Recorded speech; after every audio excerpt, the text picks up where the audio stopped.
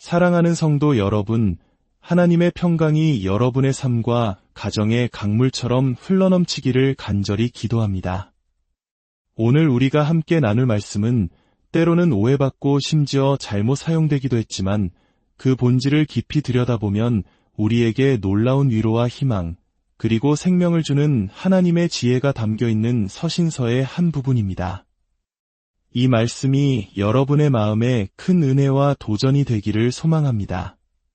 만약 오늘 이 말씀이 여러분의 영혼의 단비와 같이 느껴진다면 이 귀한 생명의 말씀을 주변에 사랑하는 이들과 함께 나누어 주시길 부탁드립니다. 여러분의 작은 나눔이 누군가에게는 절실한 위로가 되고 하나님의 축복을 전하는 귀한 통로가 될 것입니다.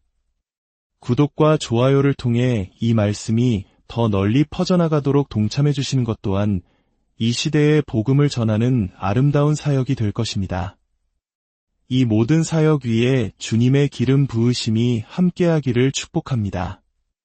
이제 베드로전서 3장 1절부터 12절까지의 말씀을 함께 묵상하겠습니다. 아내들아 이와 같이 자기 남편에게 순종하라. 이는 혹 말씀을 순종하지 않는 자라도 말로 말미암지 않고 그 아내의 행실로 말미암아 구원을 받게 하려 함이니 너희의 두려워하며 정결한 행실을 봄이라. 너희의 단장은 머리를 꾸미고 금을 차고 아름다운 옷을 입는 외모로 하지 말고 오직 마음에 숨은 사람을 온유하고 안정한 심령에 썩지 아니할 것으로 하라. 이는 하나님 앞에 값진 것이니라. 전에 하나님께 소망을 두었던 거룩한 부녀들도 이와 같이 자기 남편에게 순종함으로 자기를 단장하였나니 사라가 아브라함을 주라칭하여 순종한 것 같이 너희는 선을 행하고 아무 두려운 일에도 놀라지 아니하면 그의 딸이 된 것이니라. 남편들아 이와 같이 지식을 따라 너희 아내와 동거하고 그를 더 연약한 그릇이요 또 생명의 은혜를 함께 이어받을 자로 알아 귀히 여기라. 이는 너희 기도가 막히지 아니하게 하려 함이라.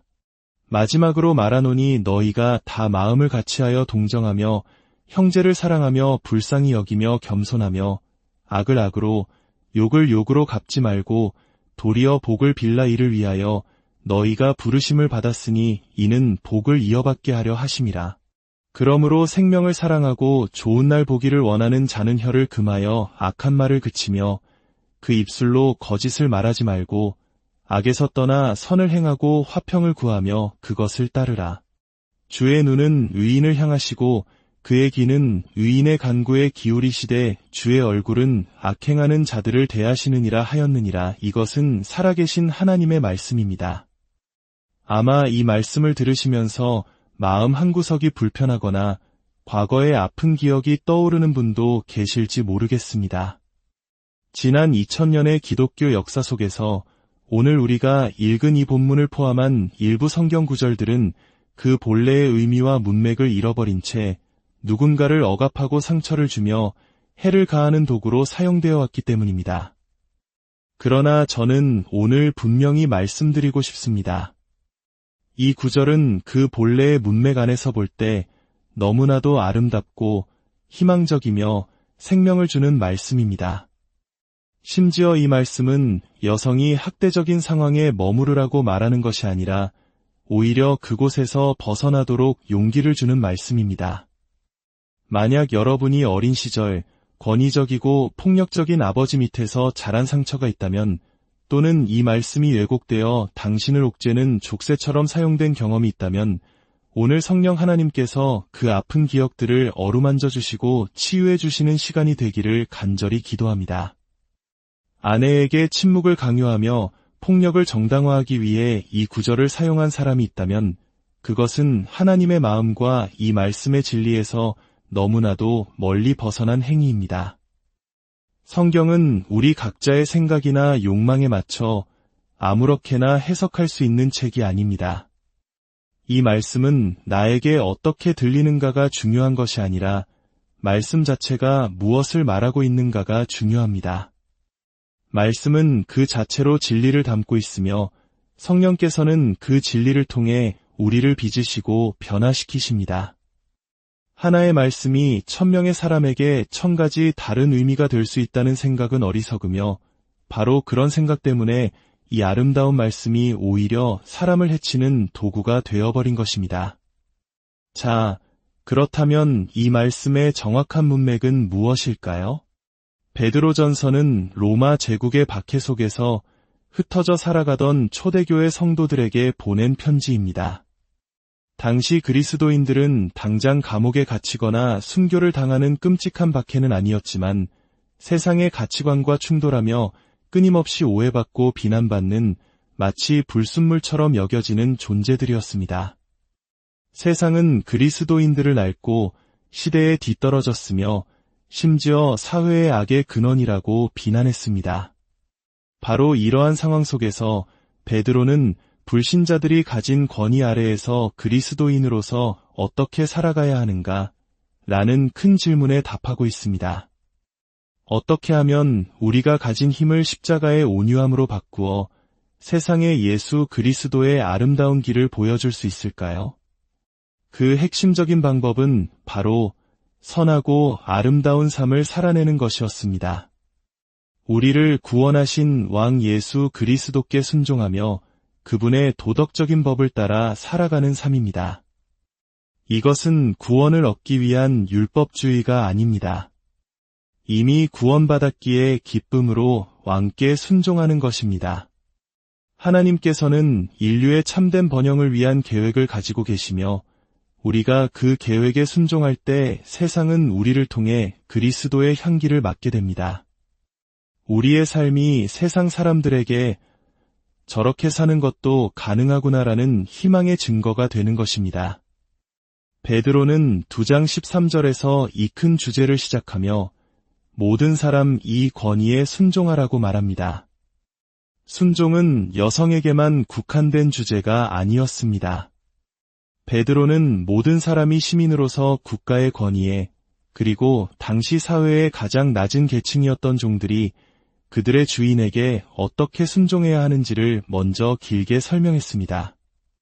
그리고 마침내 오늘 본문인 3장에 이르러 베드로는 당시 사회에서 가장 힘이 없었던 계층 중 하나인 여성, 특히 믿지 않는 남편과 함께 사는 아내에게 6절에 걸쳐 권면합니다. 이 구절은 모든 그리스도인 부부를 위한 일반적인 지침이 아닙니다.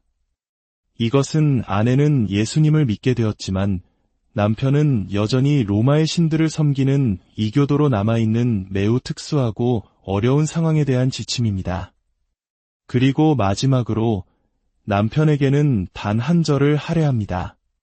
왜일까요? 당시 사회 구조 속에서 남편은 가정의 모든 권력을 쥐고 있었기 때문입니다. 이러한 역사적 배경을 이해하는 것은 오늘 말씀을 깨닫는 데 매우 중요합니다. 당시 로마 사회의 가정을 지배하던 법은 파테르 파밀리아스, 즉 가부장의 권위라고 불리는 것이었습니다. 이 법에 따르면 한 가정의 남성 가장은 그가 죽을 때까지 가족 구성원 전체에 대한 절대적인 권력을 가졌습니다. 아들이 37살이 되었어도 아버지가 살아있다면 그는 여전히 아버지의 허락 없이는 아무것도 스스로 결정할 수 없는 미성숙한 존재로 취급되었습니다. 더 충격적인 것은 아버지가 자녀의 생사 여탈권까지 쥐고 있었다는 사실입니다. 아버지를 욕되게 했다는 이유로 성인이 된 자녀를 처형한 역사적 사례들이 실제로 존재합니다. 갓난아이가 태어나면 그 아이를 살릴지 버릴지를 결정하는 것도 오직 아버지의 권한이었습니다. 당시 로마인들이 딸이라는 이유로 버린 수많은 아기들을 초대교회가 거두어 길렀고 이것이 교회가 폭발적으로 성장한 이유 중 하나가 되기도 했습니다. 가정폭력은 단순히 용납되는 수준을 넘어 아내를 올바른 모습으로 빚어가기 위한 규범적인 방법으로 여겨졌습니다. 자녀를 체벌하듯 아내를 매질하는 것이 당연한 세상이었습니다. 아내는 남편이 섬기는 신을 똑같이 섬겨야만 했습니다. 고대 로마와 그리스 철학에서 여성은 노예와 남성 사이의 어딘가에 위치한 존재, 즉 온전한 인간으로 여겨지지 않았습니다. 바로 이런 칠흑같이 어두운 세상 속으로 베드로의 편지가 한 줄기 빛처럼 쓰여진 것입니다. 1절은 이와 같이라는 말로 시작합니다.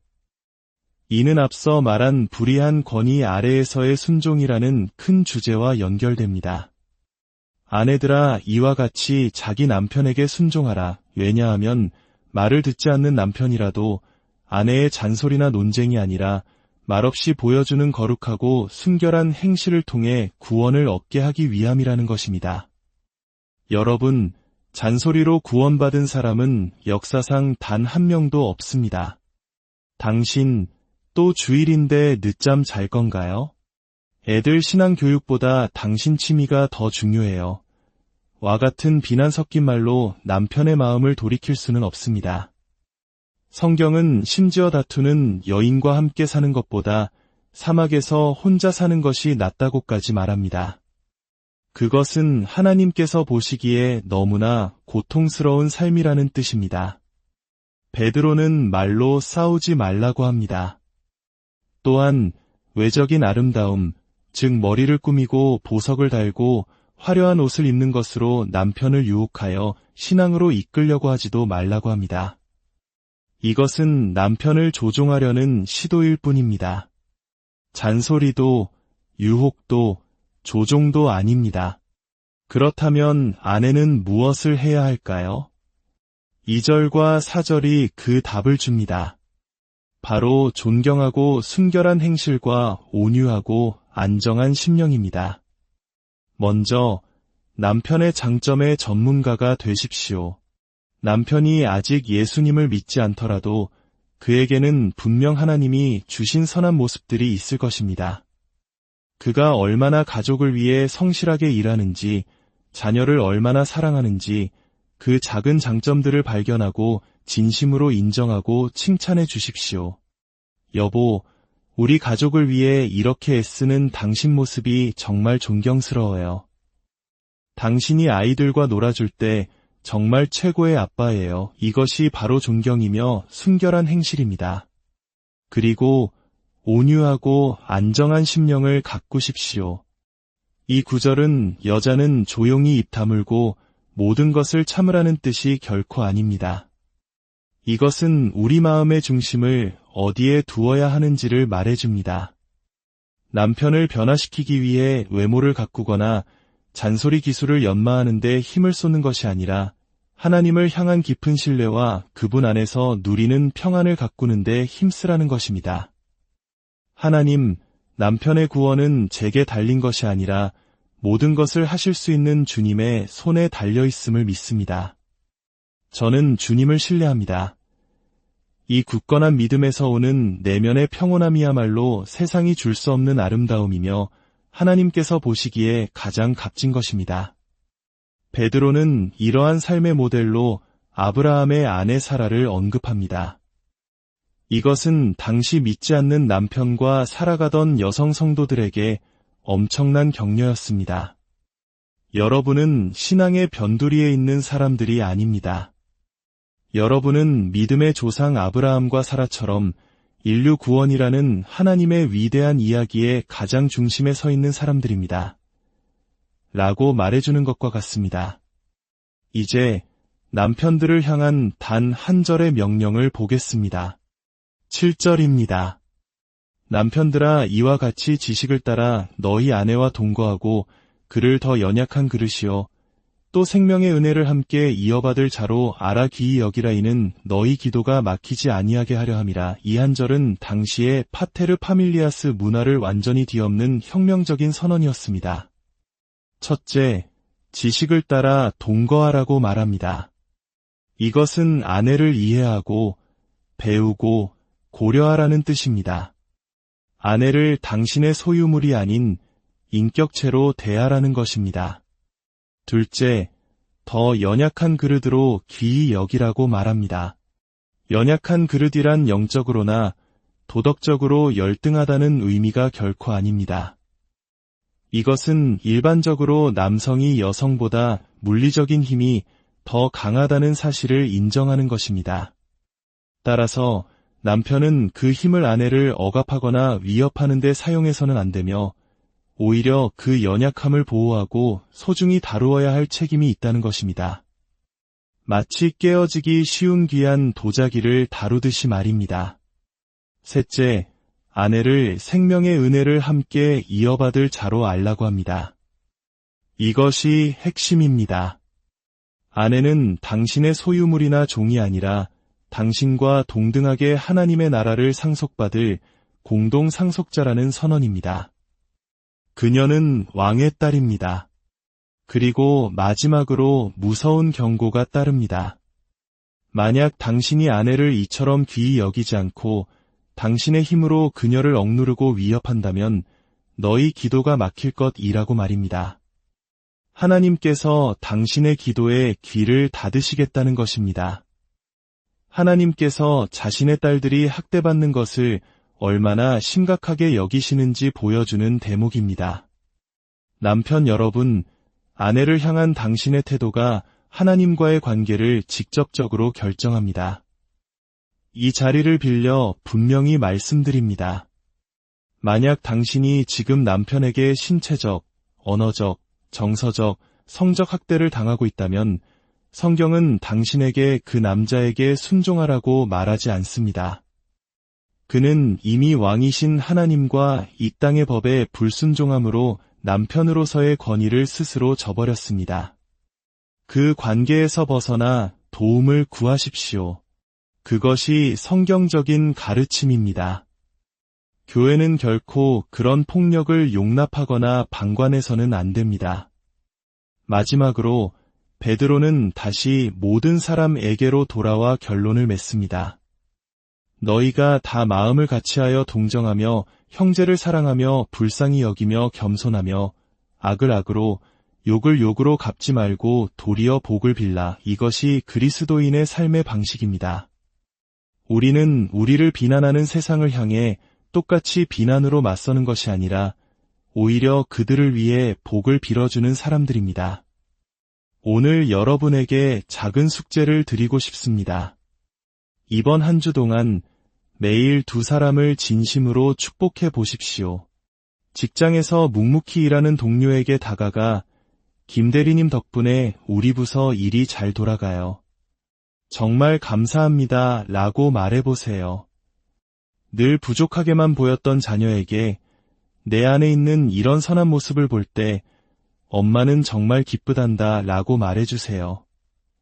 하루에 단 2번 비난 대신 축복을 선택할 때 우리의 삶과 우리 주변이 어떻게 변화하는지 경험하게 될 것입니다. 우리가 축복할 때 하나님께서는 우리에게 더 큰 복으로 채워주실 것입니다. 말씀을 맺겠습니다. 이 모든 아름다운 삶은 항복에서 시작됩니다. 모두에게 요구되었던 순종에서 시작됩니다. 우리 모두는 하나님 앞에서 권위의 문제를 가지고 있습니다. 내가 내 삶의 왕이 되어 살아갑니다. 그러나 오늘 이 시간 하나님 앞에 백기를 들고 온전히 항복하는 시간이 되기를 원합니다. 하나님, 저는 좋은 왕이 될 수 없습니다. 주님만이 나의 위대한 왕이십니다. 제 삶의 주도권을 주님께 내어드립니다. 저를 다스려 주옵소서. 믿지 않는 배우자를 위해 기도하며 지쳐있는 분이 계십니까? 잔소리와 조종을 멈추고 온유하고 안정한 심령으로 하나님을 신뢰하기를 다시 한번 결단하십시오. 혹시 아내를 힘으로 대하며 그 마음을 아프게 한 남편이 계십니까?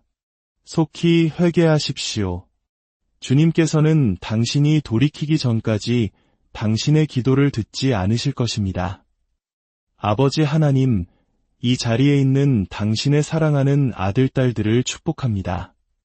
눈에 보이지 않는 많은 아픔과 상처들을 주님께서 친히 아시오니 그들의 영혼 깊은 곳을 만져주시고 치유하여 주옵소서. 사랑받고 존중받고 보호받아야 할 이들이 세상과 가정에서 억압받고 침묵을 강요당했다면 오늘 주님의 위로의 영으로 그들을 덮어주소서. 아내의 구원을 위해 남편의 구원을 위해 눈물로 기도하는 이들의 기도를 들으시고 오늘 구원의 역사를 이루어 주옵소서.